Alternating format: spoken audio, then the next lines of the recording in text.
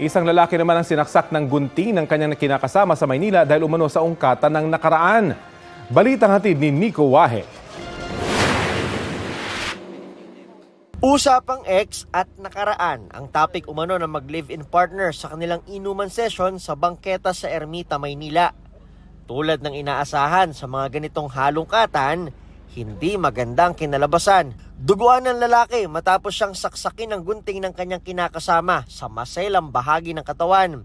Mabuti at may napadaang pulis kaya siya natulungan agad. Itong biktima, tumatakbo siya na napansin ng mga tao doon at buti na lang may pulis tayo na nagpapatrolya.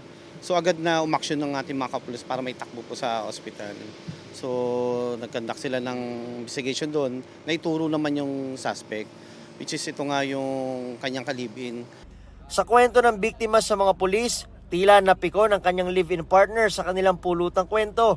Una, balak sana magsampa ng reklamo ng biktima, pero Ayaw na magsampa ng kaso ng ating biktima sa suspect, which is kasi mahal na mahal niya nga po yung kanyang kalibin. Yun po yung kanina habang nag-iimbestiga po yung ating investigador po.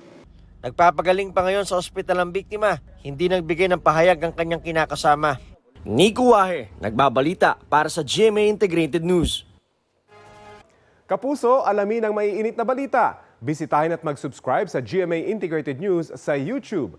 Sa mga kapuso abroad, samahan nyo kami sa GMA Pinoy TV at sa www.gmanews.tv.